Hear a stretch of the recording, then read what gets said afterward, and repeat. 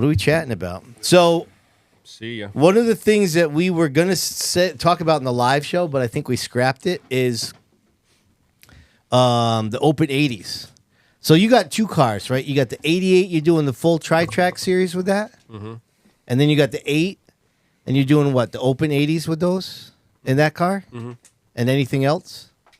I think that whatever, is it like the... I don't know. That one on July 6th, that star. What is it? What are they? That's the one that Williams we're... Oh, yeah, racing guys. Yeah, the racing there guys. There you go, yeah. Oh, races, remembering racers thing. So, Rob, what was the thing that... What you were going to say, but we scrapped it for the live show? It was about like the Open 80s being like too numerous, so like they're thinning the field out. I don't know if there's any truth to that. There was some Facebook post like complaining about how there was just too many open events and it's like hurting each individual event. Would you say there's any truth to that? I don't know. I mean, maybe. I think it's more money. You know, I was talking to somebody over the weekend about Lemon Valley. That place, I haven't been there in a while, but that place used to be packed, and they were racing this past Saturday with no roofs on their cars to try to like just get people to show up to be like, whoa, this is something different, you know? Right. And that's a place that like is always, from when I remember, the place is packed. I just think it's the way of life right now. Everything's so expensive. Like, I don't know. I see it all the time, and I piss and moan about it, yet I'm still buying stuff for my kids. But it's like everything goes up at your paycheck, you know? And, right. And then the next thing you got is like the next generation of kids growing up. Like, my kids don't want to race. They're too busy playing with their iPads, or like we're begging to get them outside to play basketball or throw a football or ride a bike. True story. So that's the big problem is you ain't got. It'll be up to us really with our kids to try to save the sport and try to get them involved to keep it going, because a lot of the new generation of kids are just, there's so much technology and so much other things that nobody's a gearhead.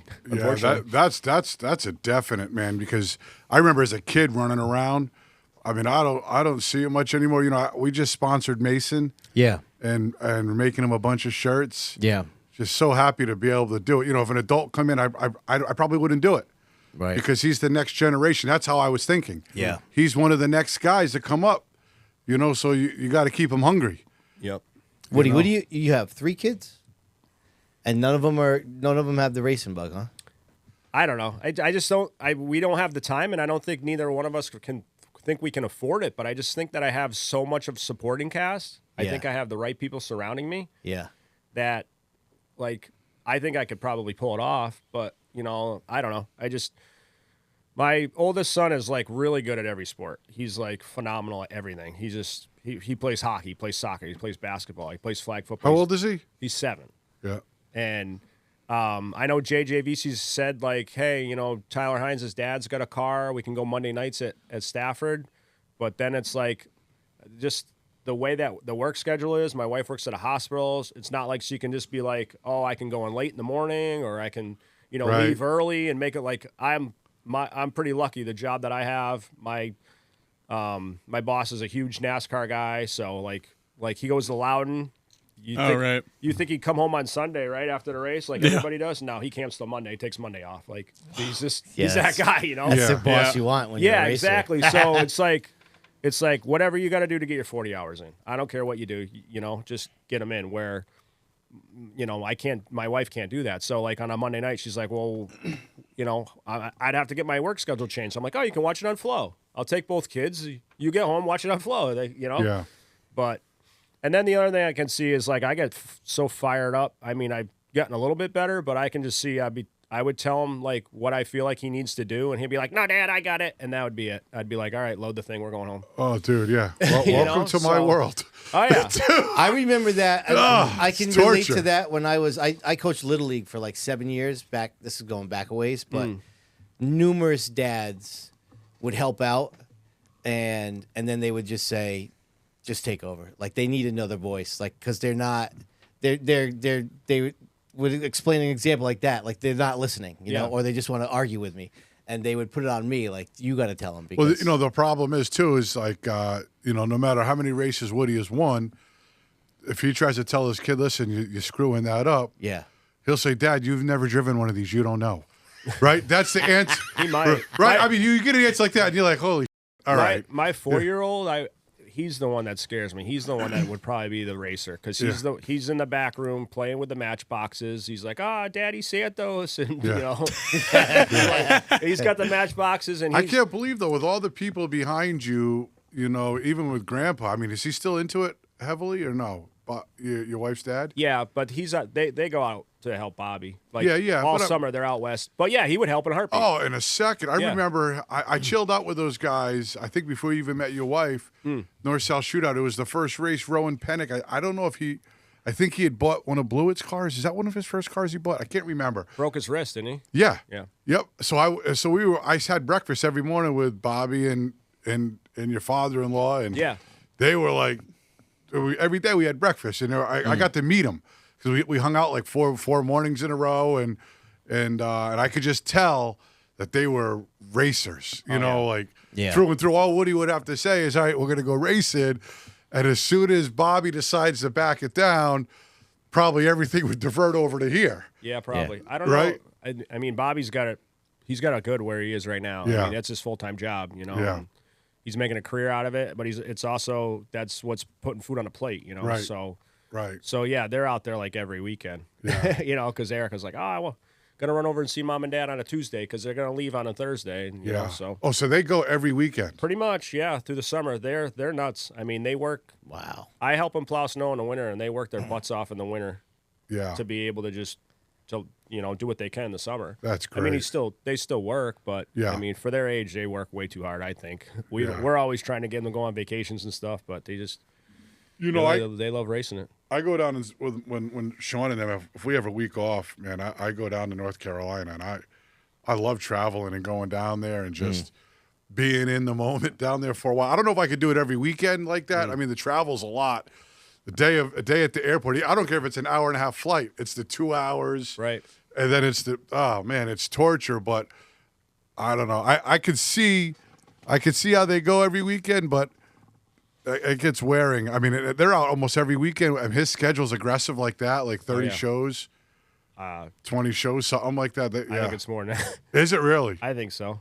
Yeah, that's crazy. It's a lot. They were what? Berlin, Michigan, and then this past week they're on Lancaster. Wow. I don't know what's next. Where's that team hubbed out of? Indiana. Yes. Right. Fishers. So is Bobby done with modifieds? I think he's still doing a couple of things there with that number 14 guy, whatever that car is there, that Jake Lutz is. Okay. All right. Yeah. I think they're trying to groom that kid. I think the kid works on a car and stuff during the week, and he's very good, but he's like. So he doesn't race for Tinios anymore. No, I don't know what really happened there. I just, you know, every time that they seem to try to put something together, his schedule just doesn't work, and then. You know, I know Doug's guys have been there helping, you know, Doug's older crew chief and the whole team is kind of there. So to me, it kind of looks like the writing was on the wall eventually, but I don't know. Right. That's not my situation. Did you and Bobby race a lot against each other in the modifieds? Yeah. I mean, he drove Old Blue. I drove a little bit for the Hills, and then I drove for Don King. I was driving for Don King when he drove the Mystic Missile. Okay, the year he won the championship. Right. There was a time when we were out loud and we were battling for the lead, and we were just nerfing the crap out of each other, bouncing off each other, and Erica and her family was up in the booth with Tommy Baldwin, and they were just begging that hopefully nobody crashes. And then I think I blew up, and something happened to Bobby, or I don't know, something happened. But yeah, we've raced, not a lot, but we've raced. You guys have like a friendly rivalry, like competitiveness? I mean, I feel like whenever I raced him, I was never around him. He was out front, and I was 15th watching the whole race. So, I mean, those were the years, you know? Yeah, I mean, it was nasty back then. I guess there was a couple years there when I drove for Buzz Shoe, but I don't ever really remember. Oh, yeah, you were bad fast then. Yeah. Oof. And he was good then, but I don't really remember seeing, you know. He was in Tinio's car by then, right? Yeah. But, I mean, not for nothing, we kind of had an advantage. It was like me and Justin were that was just when the spec motor was evolving and stuff. Yeah. So that first year we were pretty dominant because we were the only ones with those motors, you know. And then following year we were still good, but we were playing around with different stuff in the back. And So how did you get hooked up with Cam? So Cam was helping Pastriak. He's had always helped Pastriak. Right, I remember that because he had an SK Light that was like lookalike. Yeah, exactly. Yep. I would, Of a Pastriak car. Yeah. So I knew him a little bit just growing up and him racing at Thompson and me racing at Thompson. But I don't know. He had a radio on one day, and I'm like, hey, I need a spotter. You want a spot for me? He's like, I never spotted in my life. I'm like, oh, I thought you spotted for Chris. And he's like, nope. I just got a radio on and work on the car. I'm like, all right, well, you're spotting. And I was driving. That's funny. I was driving for Don King, I think. I think he came to Riverhead. It's funny how, like, most of my spotters for the first time, they get stuck going to Riverhead. Like the worst track you could ever spot at. And throw him to the wolves, break him in. I remember Don's like, this guy's terrible. I'm like, oh, that's good. And he's our spotter from here on out. So, but yeah, he started as a spotter. He spotted for me, and then he came over. When I drove for the '88, when they called me for that ride, Bobby was getting married. We were at Bobby's wedding. We woke up the day of the wedding, and I had a voicemail from Spot, and Erica's like, oh, that'd be a good ride for you. Like, that'd be your perfect ride for you. And I'm like, they're not calling for me. I said, I think they're calling for the spotter because Brian Chu's dad was spotting, and they wanted to get somebody else in there. But no, when I called Spot back, and he's like, no, what do you think about driving that car? I'm like, I think that'd be sick. So yeah, he just started as a spotter, and then, he helped me with Steve Greer. 2013, we won the championship at Stafford in the SKs. He's been working with you that long, huh? Wow. But we separated there for a while. Okay. I'd say, I'm trying to think of what year. It's probably, 2000, the whole deal with Buzz stopped 2015. 2016, I drove for the Stewarts a little bit. And then 17, I think I drove for Danny Watt. Or no, that's 16, maybe 15. Yeah, 16 was Stewart. And then I drove for the Good Ales there for a little bit, but I don't know. It was only halfway through the season, and Russell, he just decides to do things. I don't know. Yeah. So then, I don't remember what I did after that, but he was doing other things, and then when I started driving for Eddie Harvey there, what was that, 20, I think? I'm trying to think. At 2020, I know, COVID year, I drove.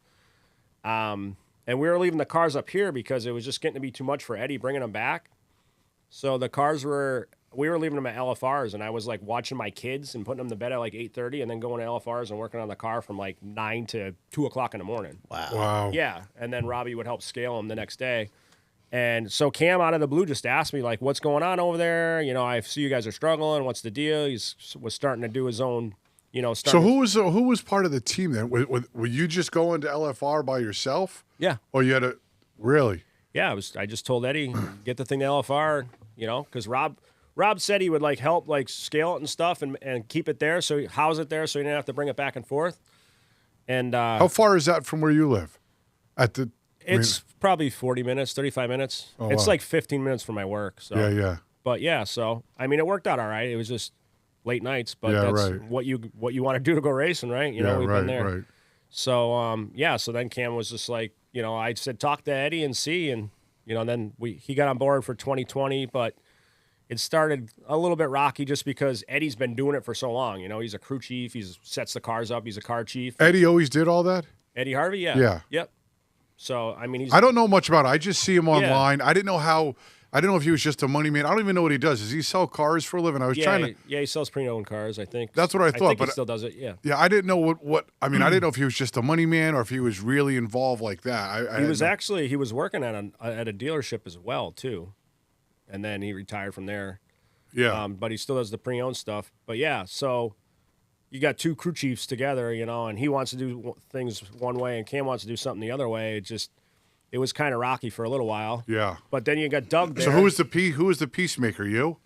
I was probably Dunleavy. Because you're like, all right, come on, take it easy, right? Dunleavy's the big teddy bear. He's Mr. There's no negativity in him, Yeah. He's Mr. Positive about everything. So. Yeah. But then I think as the end of the season started rolling around, 4 or 5 races to go, Eddie kind of backed off and kind of just, stayed down there and just tried to help as much as he could over the phone. We started running better. And I think Doug saw that. I think Doug realized, crap, Woody and Cam, if I can make something work, yeah, right, it can really be something good. So yeah, then towards the end of the year, they were talking, and Eddie wanted to take a step back. Yeah, and he gave Doug an opportunity to buy the cars, and yeah, I think Doug had told me, he said Eddie gave me, a really good deal to just buy everything, and he made it happen. Yeah, but Cam's no dummy. No. His mod, his open mod, that thing is fast as Man, when he was running, man, he was always top of the speed charts. Right, so that's why I kind of brought him up, because I always knew him as a driver. Yeah. And then he kind of was behind the scenes, like you're saying, and I wasn't seeing that. Yeah. Because for many years I was just kind of here. I was kind of looking at stuff remotely. And then, this last year or so, I've seen, like, you guys have a really good connection where, you're just having a lot of success together. And I never knew that he was that smart, like under the hood kind of guy, chassis guy, whatever the case may be, Yeah, I think he's gone to school for engineer or something. Is that right? Years ago, I think. I know he's very smart. I mean, he's really good. Everything that he was doing, once I got there, that's what all the stuff that he learned and wanted to do that he was putting into his car when he was driving is what we put in mine, and that's basically what we've gone off of. He tinkers here and there and tries different things, but for the most part, even like at Thunder Row over the weekend, I was at a football camp with my son on Saturday, so I'm like, if you want to practice it and shake it down, because that was the car that we ran at South Boston and got wrecked. And I talked to him that night, and he's like, yeah, the car is definitely better than the driver. Yeah. So he got no problem saying that, he's a better setup guy than a driver, which to me, that's awesome. Yeah, But it's got to be good for him, though, to have you, because you obviously. Yeah, I mean, at the same point, that the fact that he did drive probably is to his advantage when doing what he's doing now. Yeah. Like he drove the 8 car in Florida. Yeah. He drove 3 nights in Florida. Oh, that's right. I remember that. Yeah, that's right. So for him to be able to get the feel and kind of know what's going on, and then he can kind of relate to what I'm telling him. I mean, obviously, we probably don't drive the same, but. You like New Smyrna? Yeah, it was fun. It's just a lot. My life is so crazy right now. No, I mean, I get that. It can be a hassle to actually go down there, but just like the track, racing on that track. Yeah, I like the track. Yeah. I mean, I don't know. I haven't been there since 2013, so I'm sure Wow, it's has it changed. been that long? Yeah. Wow. Yeah, it's been. Wow. The last time I was there was when I won the championship. And I ran there 1 year for the Hills. And I mean, this was the first. I mean, I went there once a couple years ago, but this was the first time I spent like several races down there. I spent a lot of races. I know you did. You were there all freaking the whole week. I used to go there to watch like a lot. Yeah. Like I went down. Me and Ronnie went down there for 2 weeks and watched in 2003. And I've been there plenty of times to watch, but just to try to to go there and race now and do it all the time, it's nowhere near like it was in 2003. I mean, it was 11 nights then or 13 nights. Yeah, right. Then it was 9. Now it's 6. I mean, right. Everything's changed, but I couldn't even imagine 13 straight nights. I know. Holy. It started as 9. I know that because because Brooksy started that when he was there from the beginning with Slater. But then I think you're right. They upped it, and now they do whatever it is now. It's 13 nights, I think, but not you don't race every night, depending on what division you're in. 6, I believe. But even like when we went, like it was great, but that's all we did. Like it was no go to Daytona, no go to the beach, no like. Yeah, right. That's basically what you did this. I did. That's all I did. Yeah, it was leave the track, go to our house, our Airbnb, whatever. Like go in the hot tub, cook food, eat because there's nothing's open. Right. Get up 7 o'clock in the morning, go right back to the track. Yeah. Maybe go to Walmart. I think I went to my Walmart in my fire suit one day, and they're like, "Hey, look, it's Sterling Marlin." I'm like, sick. I'm that old because I had the Coors Light fire suit on. Oh, that's great. That's funny. Yeah, it was awesome. Good old Stan. Yeah, you raced for him for a long time, close to a decade, right? That long?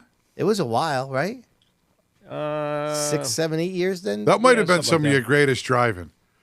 Because I always thought that the car wasn't as good as the field. Well, when I first drove it and I went and looked at it, it was a brand new car. So I'm like, well, this thing's pretty good. No, I always thought, but that was just me. I didn't know you. Just as a spectator. Like, he has subpar car to Rocco in them, and he's running with them. Yeah. But you're right there, but not as good as them, but almost as good as them. But you were making up for what they were lacking. That's what it looked like for a long time, and then you just started winning races, right, and championships. But yeah, then when you went to up to Stafford and ran well with it, I'm like, holy, I couldn't believe it actually that it ran that well. But I don't know what you had in the car. I don't know what that was a tri-track race, right? Was that the first tri-track race they had there? The race that I won. Yeah, in Stan's car. That was Open 80. It was a Twisted T. Oh, that's right. Oh, that's right. Yeah. Did you have your people, or is that all his people? Do you always have your same guys? No, that was his. Those were majority of his guys. I had a couple people that would help me, but he had some guys that stayed, and guys that went. I mean, the thing was really an SK when we first started. I knew that. I mean, we went to Lee. We spanked those guys at Lee with an SK with an aluminum intake on it. You know. Yeah. Yeah. Right. But then when we did he ended up getting we got a built motor from Steve Greer, a really good Billy the Kid built motor. And then that was the one. That's what I won with at Stafford there. Yeah,